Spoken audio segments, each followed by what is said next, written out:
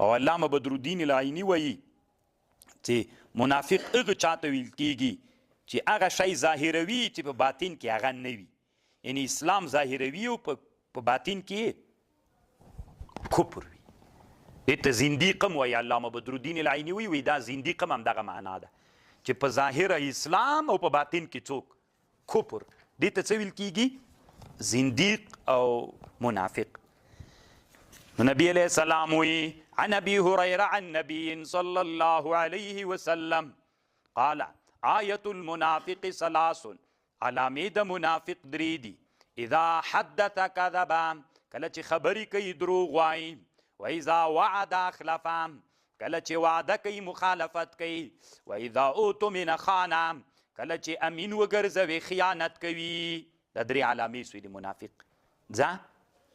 وبه قال حدثنا قبيصة بن عقبة قال حدثنا سفيان عن الأعمش عن عبد الله بن مرة عن مسروق عن عبد الله بن عمرو عن اینې ګوره د سفیان نه کنه، د سفیان هغه ده کنه، سفیان او اعمش دواړه مدلسین دي. عنعنه په چا نه د محموله طالبانو. ګورې دا ډېر مهم ځای د طالبانو ورونو کیدی سي له محدث سره واوړي او درته وایي چې بخاري کې ضعیف حدیث ته که نسته. طالبانو صحیح حدیث 5 شرطونه لري: اتصال د سند، ثقات روایات باغوي څورته نه، اتصال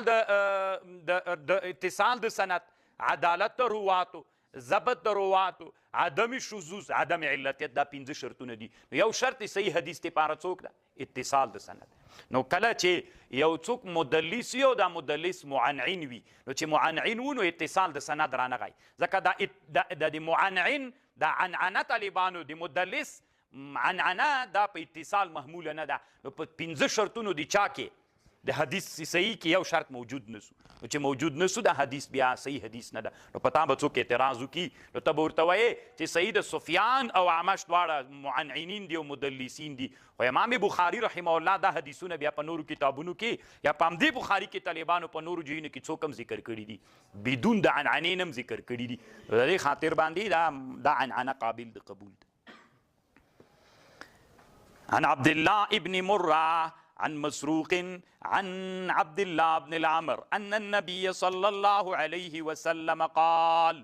4 څلور شیان دي من کن فیهم چې دا څلور شیان په چا کې موجود سول کان منافقا خالص دی منافق خالص ومن کان فیه خصلة منهن او که په چا کې د دغه څلورو نه یو خصلت موجود سو کان فیه خصلة من الایمان حتی تر دې پورې ادعا چې پرېږدي اذا اؤتمن خان واذا حدث کذب واذا عاهد غدر واذا خاصم فجر تابعه شعبة عن اعمش. طالبانو دلته یو خبر علامه رشید احمد گنگوهی رحمه الله کړي. علامه رشید احمد گنگوهی رحمه الله وی امام بخاری رحمه الله دې باب کې علامې د نفاق ولې راوړلې؟ وی دا د دې په خاطر راوړي چې مسلمان له دغو نښو نه ځان وساتي او چې مسلمان له دغو نښو نه ځان وساتي منافق نسی. اصل کې د امام بخاري مقصد وی په دې باب کې دا ده، دا یې مقصد ده سره له دې وی دا یې مقصد ده که یو سړی موصوب په ګناهونو باندې سو، په دغو ګناهونو باندې یو سړی موصوب سو، نو دغه موصوبتیا په دغو ګناهونو باندې سړی له چا نه باسي، له ایمان نه باسي. طالبانو رشید احمد گنگوهی صاحب 2 خبرې کوي. وی په دې باب کې د امام بخاري 2 خبرې مقصد دي. 2 خبرې چی دي؟ و یوه خبر د امام بخاري دا مقصد ده دی وی په دې باب کې چې دې باب کې دا ذکر کول غواړي چې مسلمان باید څوک وي. مسلمان باید له دغو د نفاق له نښو نه ځان وساتي یو،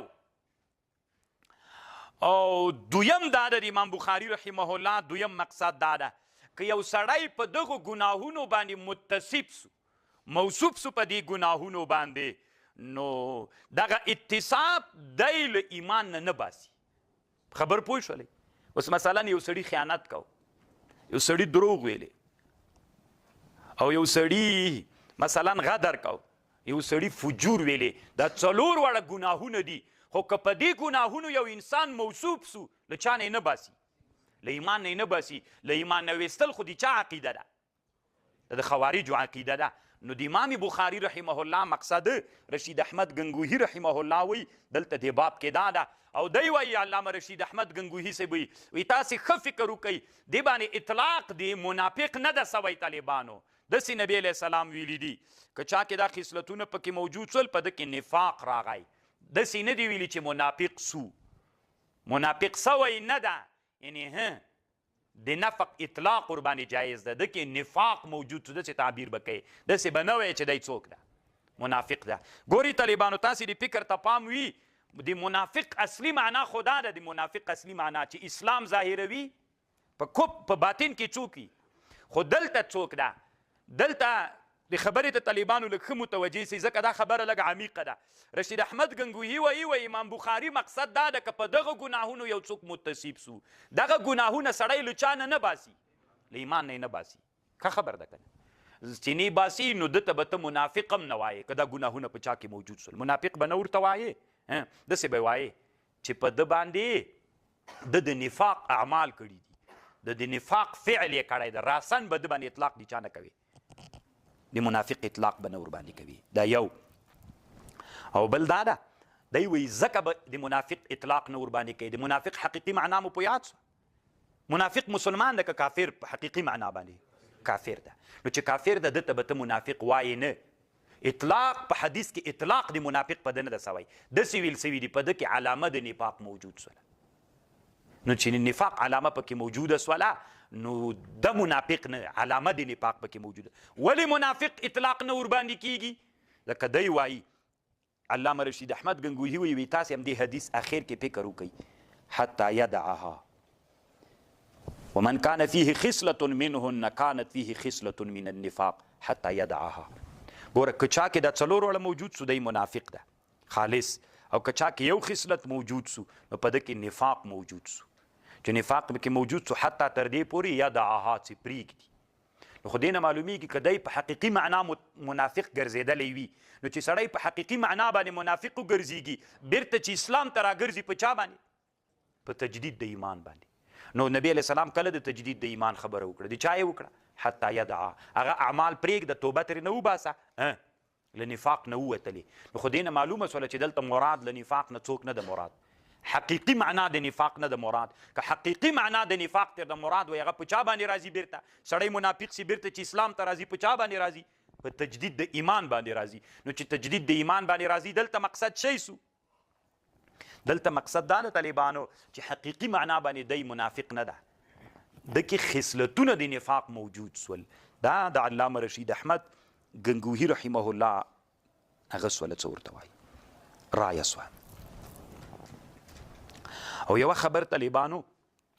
علماو دلته بله کړې ده ولی په دې درې شیانو کې انحصار وکړو منافق علامې ولی په دې دریو کې منحصرې کړلې